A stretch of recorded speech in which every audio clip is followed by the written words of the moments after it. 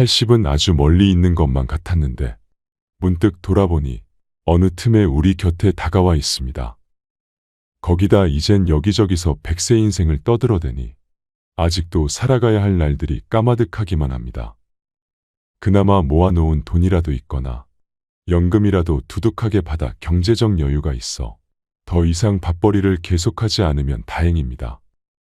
아직도 학교 다니는 자식, 학교는 졸업했는데 취직 못하고 있는 자식이라도 있으면 그저 막막하기만 합니다. 여러분은 어떠신가요? 70이 되면 지식의 높낮이, 80이 되면 돈이 많고 저금이 무의미해진다는 말이 있지요. 자식도 큰 소용이 없어집니다. 건강이 최고의 권력이고 아내와 남편이 최고의 친구입니다. 물론 100세 시대라고 해서 누구나 100세까지 살지는 않습니다.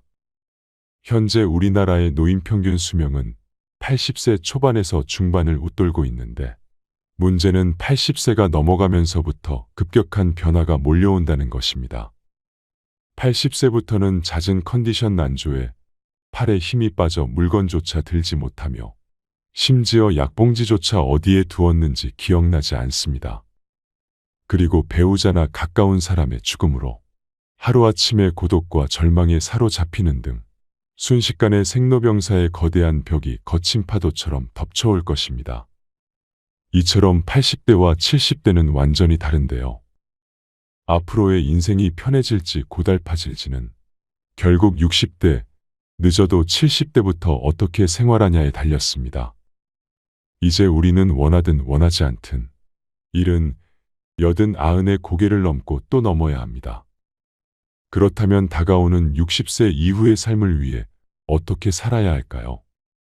오늘은 행복한 노후와 불행한 노후를 결정짓는 핵심 요인 7가지에 대해 말씀드리겠습니다. 노년의 질을 결정짓는 핵심 요인 첫 번째는 10자식보다 배우자 하나가 낫다. 우리의 삶에서 배우자나 자녀만큼 고귀한 인연은 없습니다. 특히 배우자가 그렇습니다. 남남으로 만나 가정을 이루어 한솥밥을 먹는 무촌이지만 어쩌면 세상에서 가장 어려운 관계가 아닌가 싶은데요. 배우자로 인해 마음에 상처를 받기도 하지만 쉽사리 외면하거나 인연의 끈을 놓을 수도 없지요. 때로는 큰 감사로 회한으로 얽히고 설킨 감정을 가지고 살아가야 하는 관계이기도 합니다. 실제로 어떤 연구에 따르면 60대 이상을 대상으로 조사한 결과 배우자와 함께하는 사람들이 가장 행복감을 느끼고 삶에 더 많은 가치를 부여하며 살고 있다고 하는데요. 그래서 아무리 자식이 효도를 한다고 해도 배우자만 못하다는 겁니다. 내가 외롭고 아플 때 옆에서 지켜주는 사람은 배우자지. 가까이 살아도 쉽게 얼굴도 안 보여주는 자식들이 아니라는 겁니다. 몸이 아파서 급하게 보호자와 동행해서 병원을 방문해야 되는 일이라도 생긴다면 매번 자식들에게 부탁하기도 눈치 보입니다. 또 멀리 살고 있다면 급한 일이 있을 때 큰 힘이 못 됩니다. 미운정 고운정으로 같이 살고 있는 배우자만큼 남은 인생의 소중한 동반자는 없다는 얘기입니다. 평균 수명을 고려하면 배우자와 자식들이 독립한 빈 둥지에서 40여 년 동안 함께해야 하는데요. 그러므로 긴 세월을 부부가 원만하게 함께하려면 부부관계의 리모델링이 필요합니다. 어떤 민족이든 금실 좋은 부부의 공통점은 상호 간의 배려일 것입니다. 배우자에게 일방적으로 명령이나 강압이 아니라 서로 존중하고 배려하는 자세가 필요할 것입니다. 아직도 가까이 있는 배우자를 함부로 해도 된다고 생각하는 이들이 있다면 배우자가 최고의 노후 준비임을 말씀드리고 싶습니다. 노년의 질을 결정짓는 핵심 요인 두 번째는 힘이 닿는 데까지 일을 한다. 은퇴 전문가들은 최고의 은퇴 준비는 평생 현역으로 사는 것이라고 말합니다. 몸이 무리되지 않는 선에서 퇴직 후에도 계속 일자리를 가지는 것입니다. 소득이 얼마냐는 크게 중요하지 않습니다. 일하는 즐거움으로 생활에 활력이 생기고 고립감도 해소됩니다. 또 소일거리라도 갖는다는 것은 노후에도 자기의 존재 가치를 확인한다는 의미인데요. 경제력이 뒷받침되어야 안정적이고 행복한 노후를 지낼 수 있다는 것을 부정하시는 분들은 아마 없을 것입니다. 매달 100만 원을 번다는 것은 2억에서 3억 원의 부동산을 보유하고 있는 것과 같다고 합니다. 그만큼 노후 현금 흐름은 나이가 들수록 큰 의미로 다가옵니다. 하지만 은퇴를 앞두고 있거나 이미 퇴직한 분들은 재취업을 힘들어합니다. 20에서 30년 이상 직장에서 수많은 스트레스 받으며 견뎌온 삶이 자연스레 떠오르지요. 그런 전쟁터와 같은 곳으로 다시 들어가기가 두려울 것입니다. 게다가 근무 환경이 좋았던 대기업 부장이나 임원이었던 사람은 자존심이 허락하지 않는다고 털어놓습니다. 그래서 작고 허름한 직장으로 취업하기가 어려운 것입니다. 어려운 마음이야 충분히 공감하지만 현실을 직시할 필요가 있습니다. 앞서 이야기했듯 현금 100만 원의 가치는 2억에서 3억 규모의 부동산을 소유한 것과 같습니다. 현실적으로 2억에서 3억 원 자산을 만드는 것이 쉬울까요? 의료 기술은 계속해서 발전하고 평균 수명은 갈수록 길어지고 있습니다. 특히나 평생 동안 쓰는 병원비의 50%는 노후의 10년에 집중된다고 합니다. 여태 모아놓은 돈을 자식에게 퍼주거나 젊을 때 저축하지 않아서 아파도 병원에 가지 못하는 최악의 상황은 생기지 않아야 합니다. 노년의 질을 결정짓는 핵심 요인 세 번째는 건강은 노후 행복의 열쇠다. 어떻게 하면 오래 살 수 있느냐는 더 이상 중요한 문제가 아닙니다. 앞으로는 100세까지 사는 게 드물지 않은 시대가 될 테지만 건강한 100세와 입원해서 혼수 상태가 된 100세와는 삶의 질이 천양지차인데요. 노인 A씨와 B씨가 있었습니다. A씨는 100세까지 살았지만 75세의 나이에 찾아온 질병으로 무려 25년을 병원과 집만 오가며 거의 침대에 누워 지내야 했습니다. 반면 B씨는 87세까지 살았지만 죽기 얼마 전까지 텃밭에 나가 취미삼아 기르던 상추와 고추를 손질하고 부인, 친구들과 단풍 구경을 가는 등 건강하게 활동하며 살았습니다. 과연 누구의 삶이 더 행복하고 이상적인 노후라고 할 수 있을까요? 출세나 성공이 주는 행복은 딱 50세까지입니다. 나이 50을 넘어선 인생 후반전엔 전반전과는 다른 경기 운영 방식이 필요하지요. 건강하게 100세까지 오래 사는 비결은 하루하루의 사소한 본인 습관에 달려 있습니다.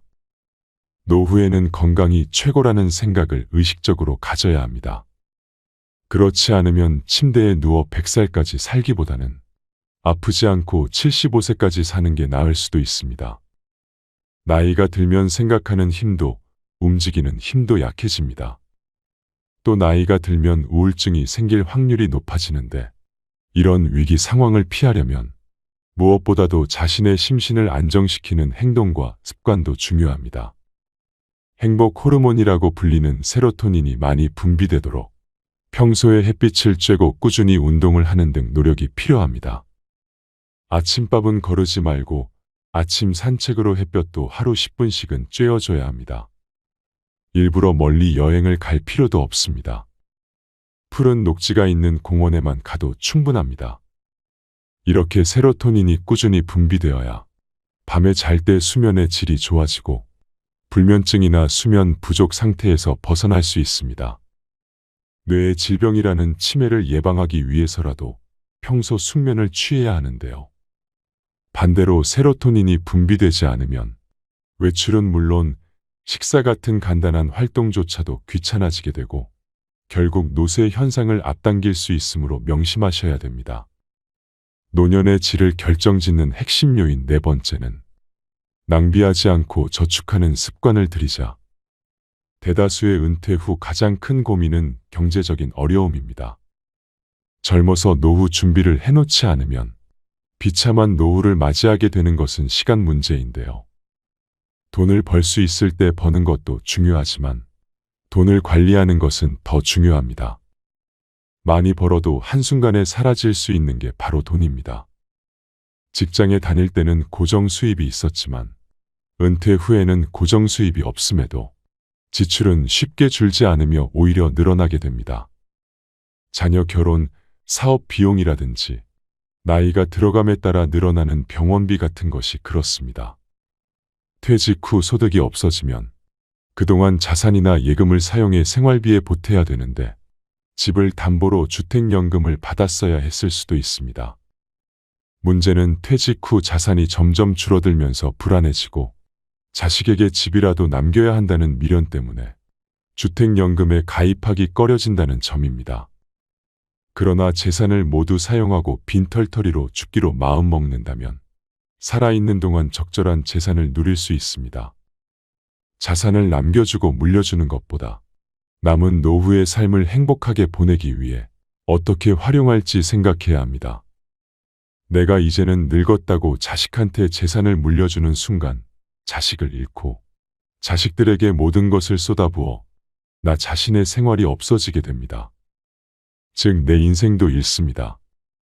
곶감 빼먹듯이 조금씩 재산이 줄어 노년이 비참해질 수 있습니다.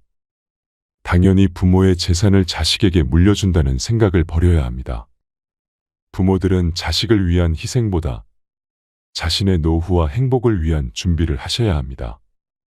자식들은 본인 가정 꾸리고 나면 절대 부모의 인생을 책임져 주지 않습니다.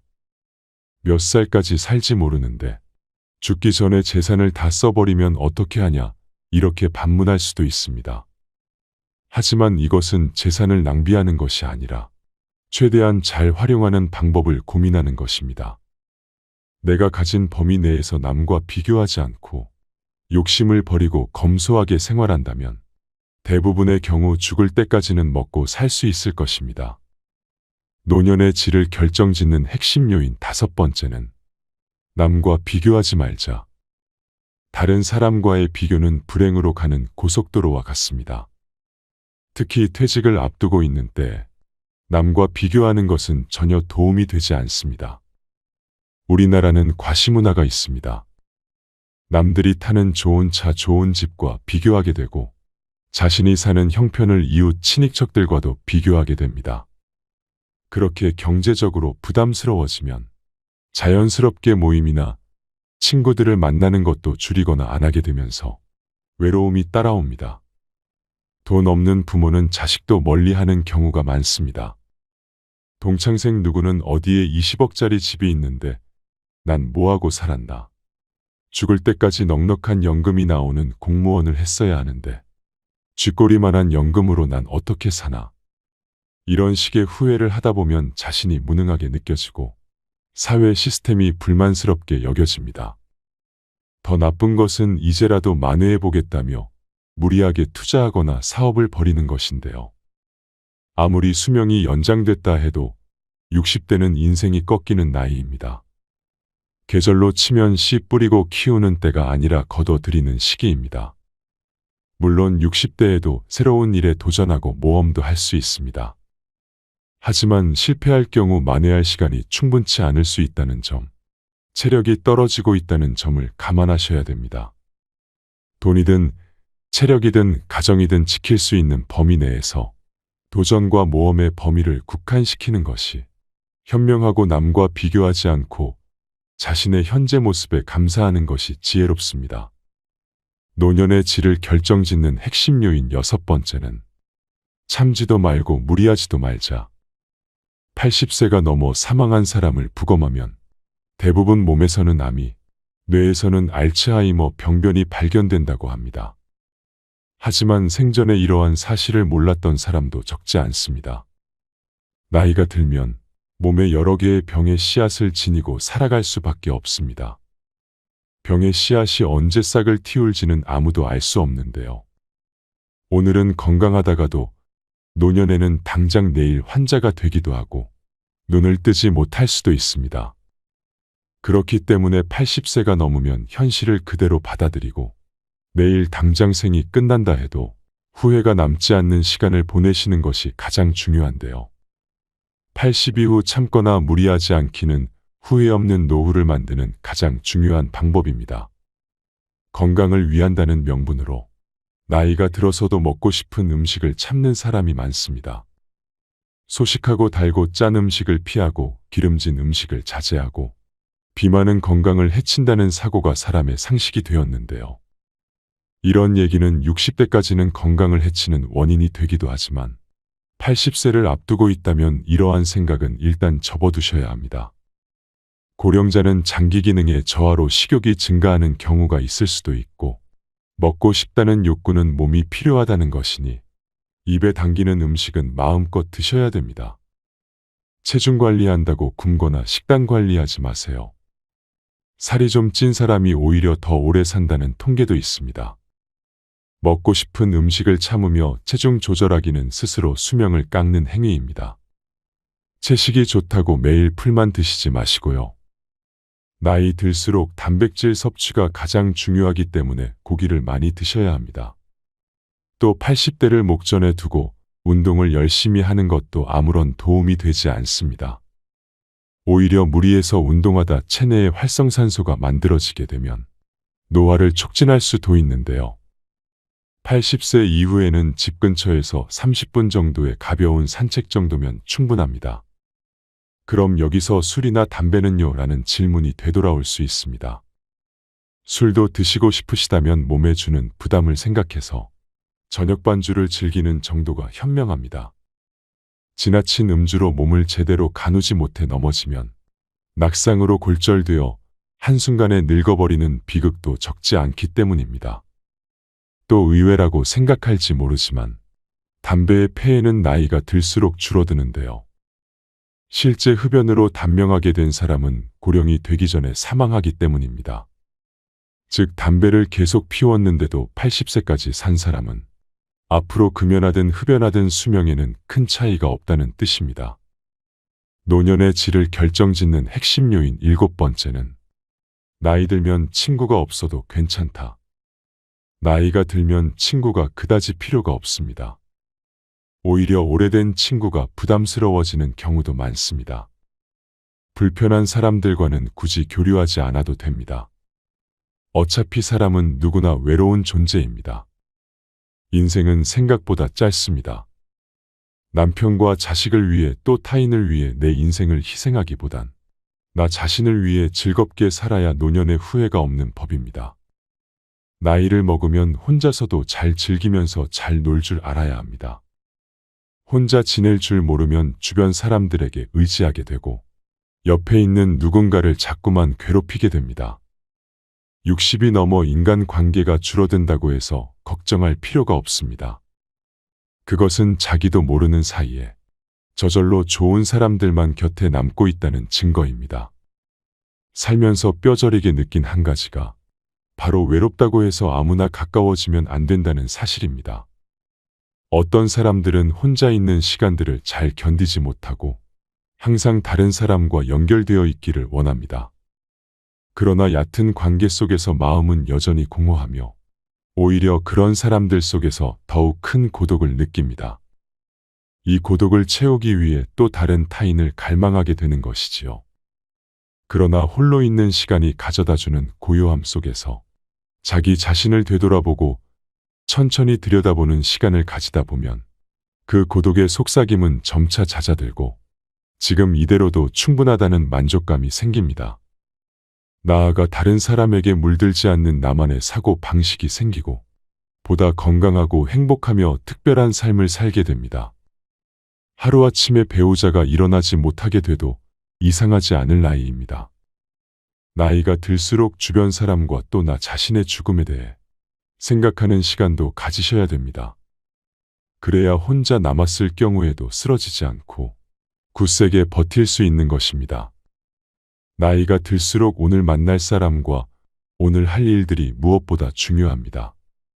반려견과 산책을 하며 계절에 따라 바뀌어가는 풍경들을 바라보고 학교에 등교하는 아이들을 지켜보는 등 사회와의 작은 접점만 유지해도 그것으로 충분한 것입니다. 오늘은 행복한 노후와 불행한 노후를 결정짓는 핵심 요인 7가지에 대해 말씀드렸는데요. 이 7가지 중에서 다시 한번 강조드릴 것은 바로 건강입니다. 건강을 잃으면 만사가 무용지물입니다. 근육은 신체에 축적하는 연금입니다. 저축하듯 근육을 키우고 빚을 갚듯 지방을 태워야 합니다. 사실 건강과 장수를 위해 해야 할 일들을 일일이 다 적고자 하면 책 몇 권으로도 부족할 것입니다. 여기서는 어느덧 중년에 닿은 부자가 되고자 하는 사람들이 건강상 놓치기 쉬운 부분 몇 가지만 생각해 볼까 합니다. 첫 번째, 잠시라도 시간이 나면 운동하라. 엠마리 시바스의 오직 스스로의 힘으로 백만장자가 된 사람들의 52가지 공통점은 자수성가한 부자들의 공통된 특징을 다루고 있는 책인데, 이 책 후반부에는 운동의 중요성을 강조한 대목이 나온다. 미국 질병관리센터에 따르면 미국 성인 중 국가가 권장하는 신체 활동 지침을 지키고 있는 사람들은 전체 인구 중 20%에 불과하다. 그러나 자수성가한 백만장자들의 경우에는 거의 모든 사람들이 규칙적인 운동을 하고 있는 것으로 나타났다. 엠마리 시바스는 대다수 부자들은 늘 꾸준한 운동을 하고 있으며 운동을 하고 있는 사람은 부자의 대열에 합류할 가능성이 높다고 했다. 두 번째, 시기적절하게 휴식하라. 자연의 모든 동식물은 다 휴식을 취한다. 인간 역시 자연의 일부이기에 적당한 간격으로 휴식을 취할 수 있어야 한다. 음악의 악보를 보라. 유능한 작곡가는 악보 사이사이에 적당한 쉼표를 배치해 놓아 성악가가 노래를 제대로 할 수 있도록 배려한다. 만일 어떤 악보에 전혀 쉼표가 없는 곡이 있다고 해보자. 과연 그 노래를 끝까지 제대로 부를 수 있는 성악가가 존재할 수 있을까? 중간에 숨이 막혀 노래를 부르다 쓰러지고 말 것이다. 이것은 사업과 비즈니스의 영역도 마찬가지이다. 중간중간 쉬며 자신을 충전해야 제 기능을 발휘할 수 있다. 마치 핸드폰처럼 집에 돌아오면 충전기에 들어가 배터리를 충전해야 다음날 에너지 100%로 새 날을 시작할 수 있는 것이다. 세 번째, 식사를 집에서 손수 만들어 먹어라. 여러분들은 식사를 어떻게 해결하고 있는가? 밥은 때 맞춰 빠짐없이 챙겨 먹고 다니고 있는가? 돈 버는데 바빠서 집에서는 햇반이나 라면, 냉동 가정식으로 해결하고 나머지는 다 외식이나 배달식으로 해결하고 있는 것은 아닌가? 아침은 금식, 점심은 김밥, 저녁은 양념치킨에 사이사이 커피와 베이글과 브라우니를 간식으로 드시고 있는 것은 아닌가? 하지만 평생 건강하기 원한다면 직접 식사를 집에서 손수 만들어 먹어라. 건강 관련 책들을 부지런히 찾아 읽어보면서 결국 건강을 위해 가장 중요한 것은 평소 입으로 들어가는 것이 무엇인가가 가장 중요하다는 것을 알게 되었다. 네 번째, 자연을 가까이 할 수 있는 취미생활을 하라. 최근 본격 자연 친화 예능 다큐 MBN의 나는 자연인이다와 채널A 도시어부가 큰 인기를 끌고 있다. 두 프로그램은 수없이 많은 작품이 생겼다 없어졌다를 반복하는 예능 분야에서 참으로 오랜 기간 시청자들에게 사랑을 받아온 명품 예능이다. 이 두 프로그램이 오랫동안 사랑받을 수 있었던 것은 현대인의 자연에 대한 그리움과 무엇보다 대자연 속 삶에 대한 대리 체험 기회를 주기 때문일 것이다. 오늘의 영상 어떠셨나요? 100세까지 건강하게 오래 살려면 의욕 호르몬이라는 도파민의 힘을 깨워야 합니다. 현역 시절엔 출세나 성공 등으로 도파민이 펑펑 쏟아져 나오지요. 하지만 노후에는 그 힘이 잠잠해집니다. 작은 성취를 해내야 행복감이 지속적으로 커지고 무기력에서 벗어나 의욕이 생깁니다. 가령 산책만 해도 어제보다 오늘 생각보다 더 오래 걸었다고 하면 성취감을 느끼게 되지요. 배움이나 성장을 실감하면서 삶의 활력을 조금이라도 되찾으셔야 합니다. 그것이 건강한 100세의 비결입니다. 마지막으로 100세 인생이란 노래 가사를 읽어드리면서 오늘의 영상 마무리하겠습니다. 60세의 저 세상에서 날 데리러 오거든. 아직은 젊어서 못 간다고 전해라. 70세의 저 세상에서 날 데리러 오거든. 할 일이 아직 남아 못 간다고 전해라. 80세의 저 세상에서 날 데리러 오거든. 아직은 쓸만해서 못 간다고 전해라. 90세의 저 세상에서 날 데리러 오거든. 알아서 갈 테니 제촉말라 전해라. 100세의 저 세상에서 날 데리러 오거든. 좋은 날 좋은 시에 간다고 전해라. 아리랑 아리랑 아라리요.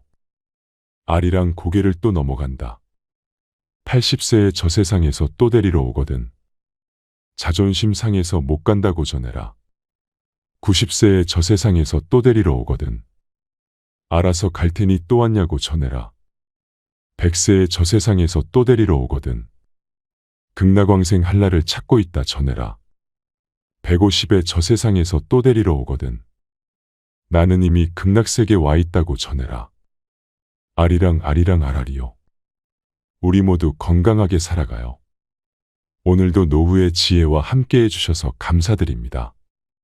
황금빛으로 무르익어가는 여러분의 지혜로운 인생을 언제나 응원합니다. 쉬지 않고 흐르는 인생입니다. 빈손으로 왔다가 빈손으로 가는 인생입니다. 그래서 더 소중한 오직 한 번뿐인 여러분의 인생을 위한 영상입니다. 언젠가는 말을 못할 때가 옵니다. 그러니 따뜻한 말을 많이 하세요. 언젠가는 듣지 못할 때가 옵니다. 값진 사연, 값진 지식들을 많이 보고 많이 들으세요.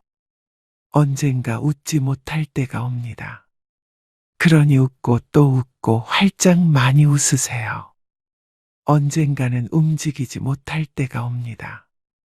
그러니 가고픈 곳 있으면 지금 어디든지 가세요. 언젠가는 사람이 그리울 때가 옵니다.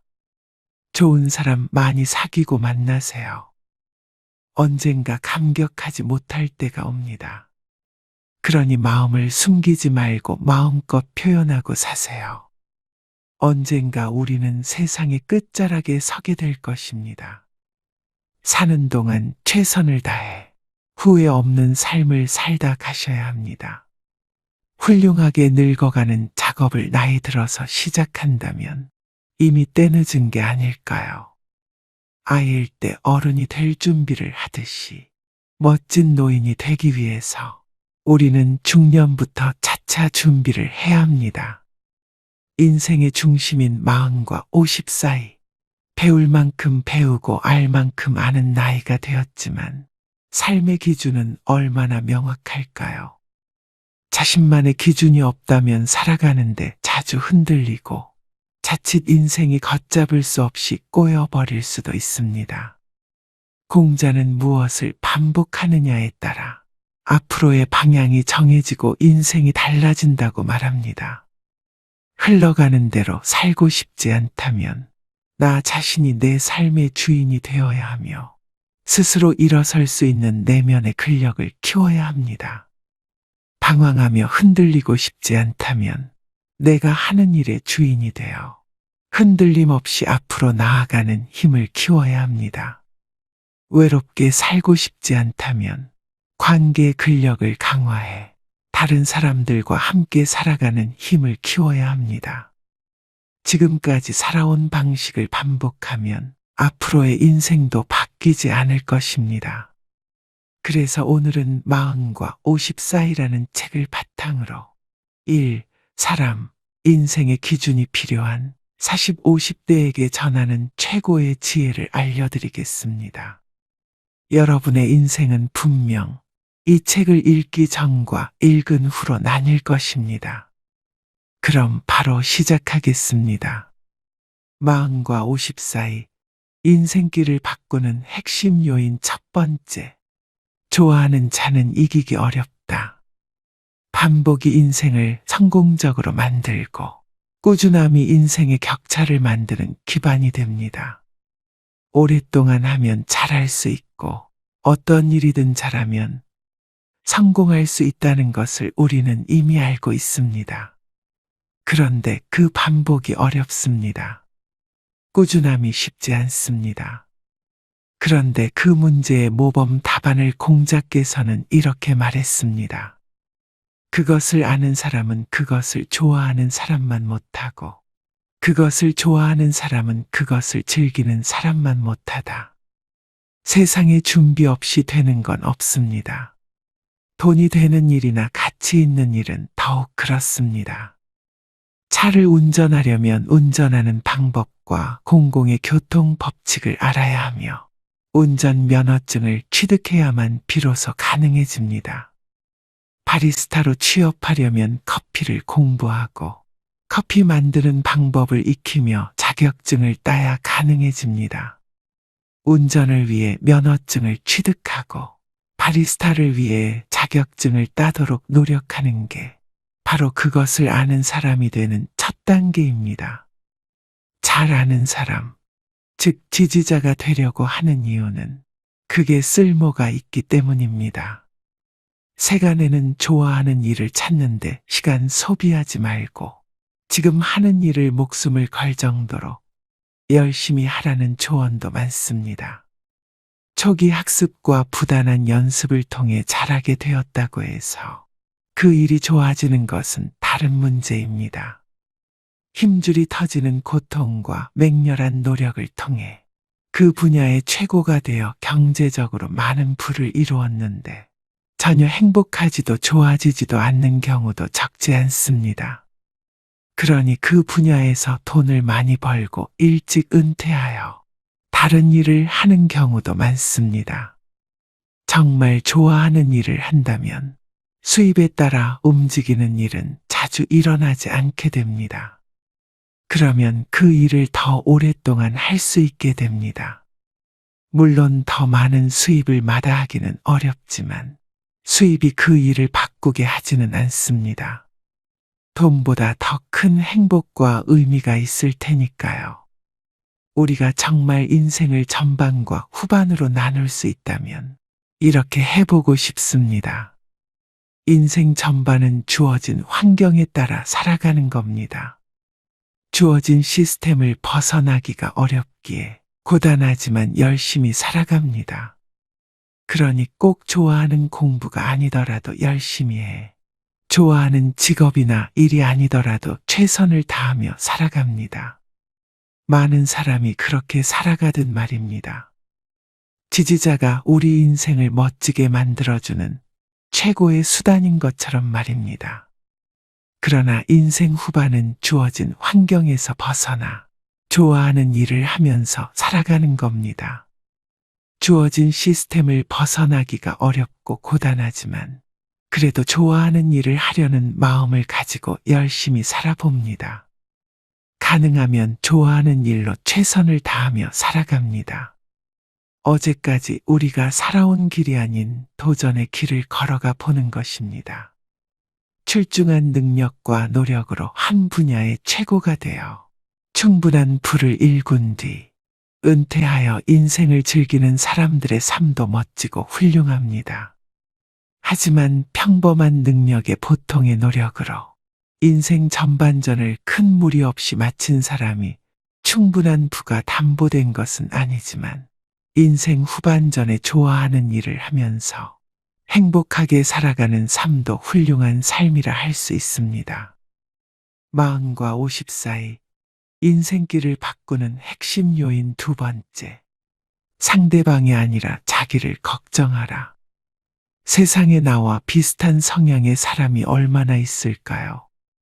내 마음을 온전히 알아주지는 않아도 섭섭하지 않을 정도, 아니 미워하지 않을 정도라도 이해해 줄 사람이 얼마나 있을까요? 가정이 평화롭고 조직이 조화롭기 위해서는 다른 사람들을 생각하지 않을 수가 없습니다. 그런데 문제는 다른 사람들은 내가 조종할 수 없다는 것입니다.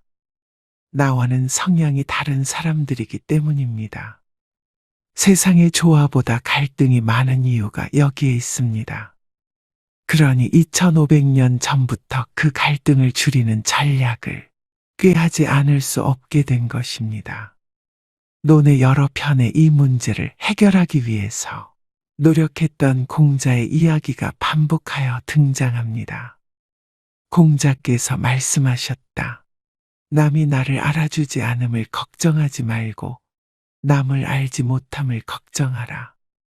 상사가 나를 알아주지 않음을 걱정하지 말고 내가 상사를 잘 모름을 걱정해야 비로소 문제의 실마리를 풀 수 있습니다.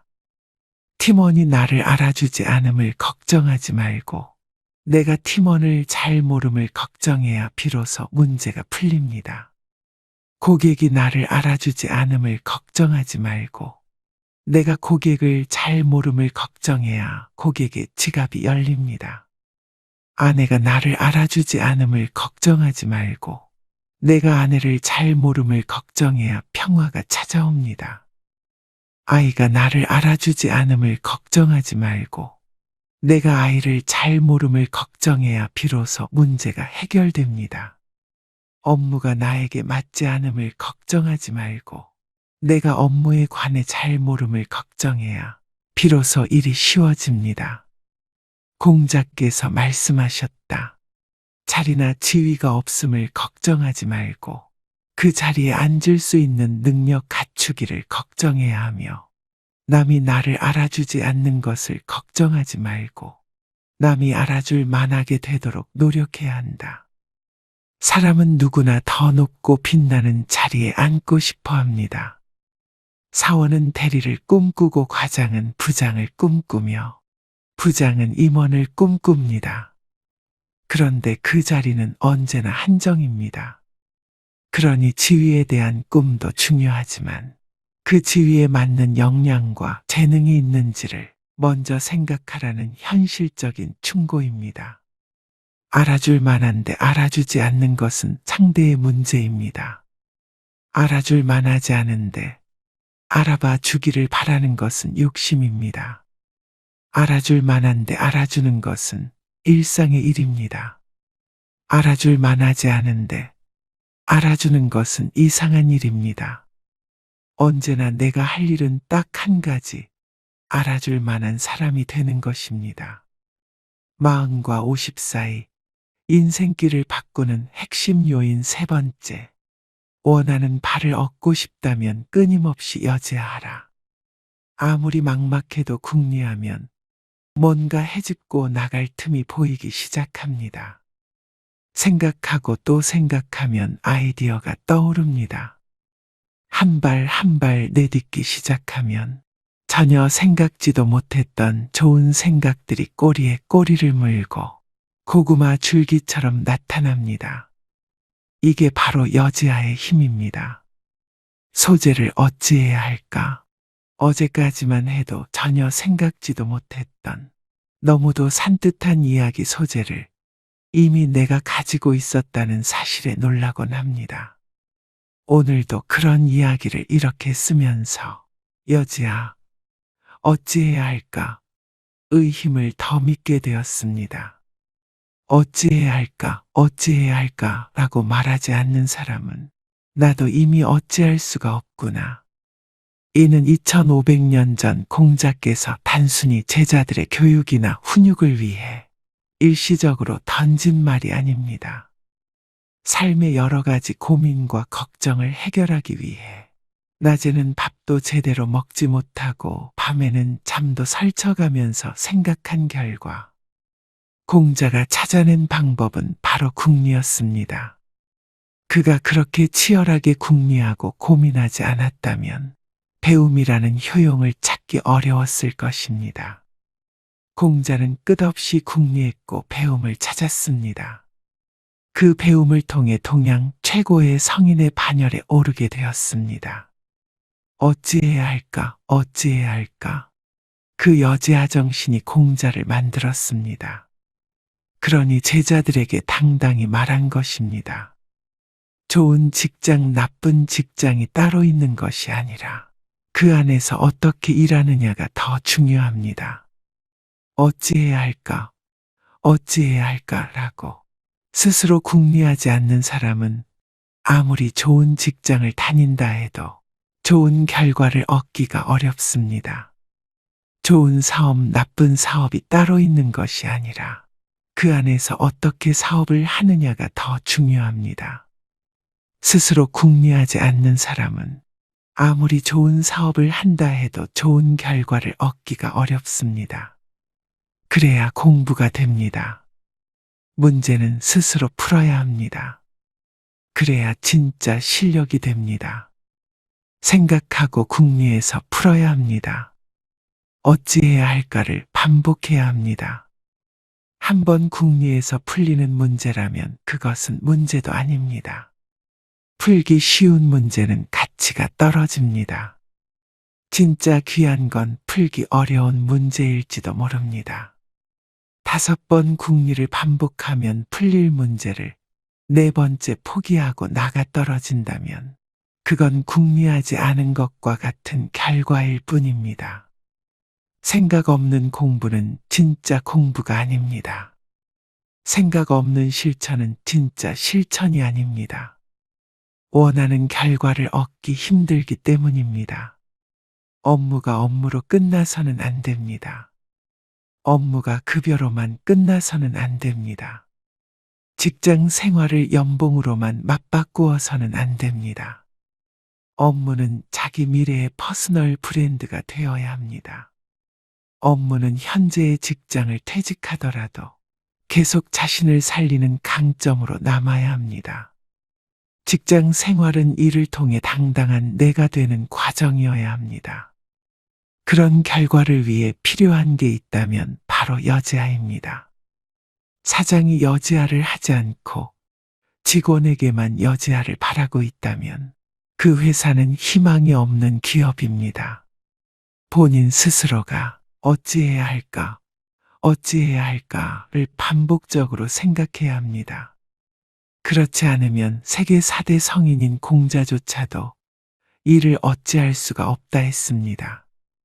궁하면 통한다는 말이 가만히 앉아 기다리는 사람에게까지 그렇다는 건 아닙니다. 아무 짓도 하지 않으면 아무 일도 일어나지 않습니다.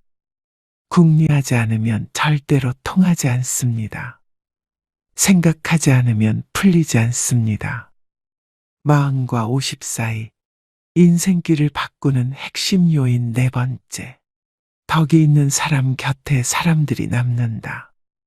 사전적 의미로 덕은 인간으로의 도리를 행하려는 어질고 올바른 마음이나 훌륭한 인격, 도덕은 인륜의 대도, 인간으로서 마땅히 지켜야 할 도리 및 그에 맞는 행동이라 합니다. 공자께서 말씀하셨다. 덕이 있는 사람은 반드시 이웃이 있어 외롭지 않다. 공자께서는 덕이 있는 사람은 외롭지 않다고 했습니다. 신뢰와 사랑이 있는 사람은 외로울 수가 없습니다. 신뢰할 수 있는 사람 곁에는 늘 사람들이 모이기 때문입니다. 나의 상대나 나의 파트너가 덕이 있어서 사랑하고 이해하고 용서하고 도와주고 싶은 그런 어진 마음을 가진 사람이라면 그는 절대 외롭지 않을 것입니다. 믿음직스럽고 어진 사람을 좋아하는 사람들은 우리 주변에 흘러넘치기 때문입니다. 이는 예나 지금이나 마찬가지입니다. 혹독한 시기나 평화로운 시기나 마찬가지입니다. 동양이나 서양이나 마찬가지입니다. 덕이 있는 사람은 반드시 이웃이 있어 외롭지 않습니다. 스스로 일어서기 위해서는 덕이 필요합니다.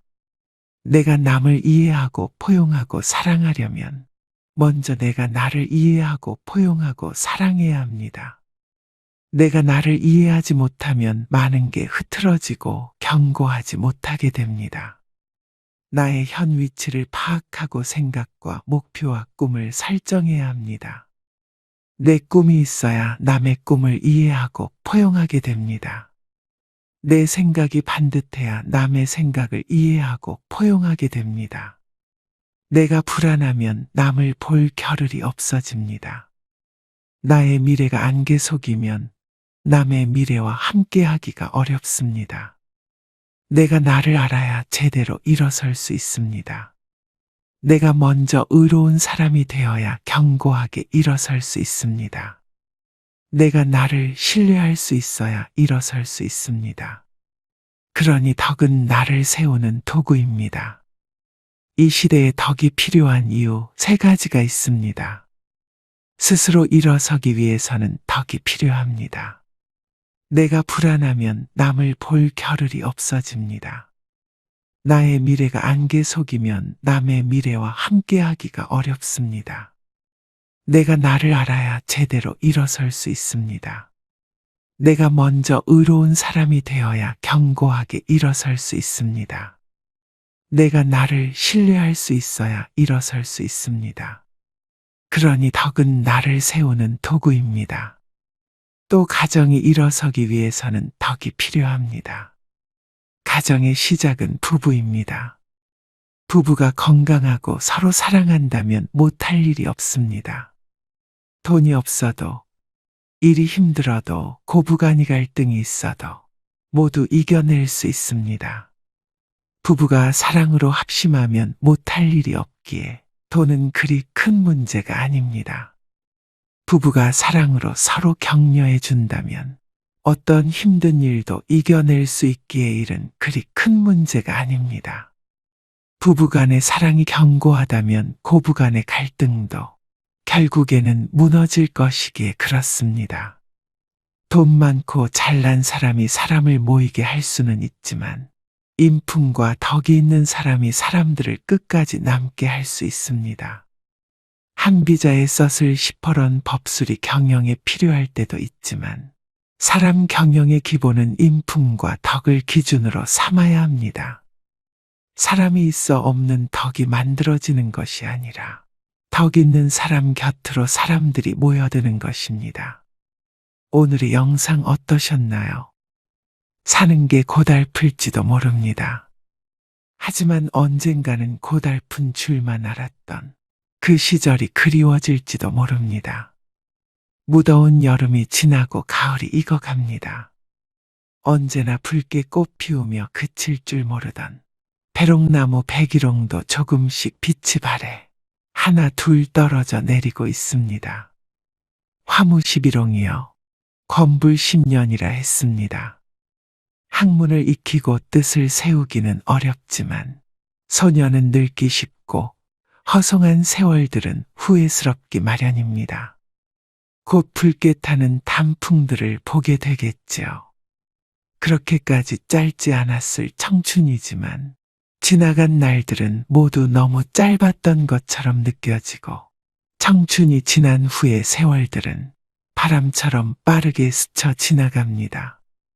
봄날이 지난 후에 봄날이 너무 짧았다고 너무 빨리 지나가 버렸다고 후회하실 건가요? 미인방명이여 가인방명이라죠. 무릇 아름다운 시절은 후다닥 빠르게도 지나갑니다.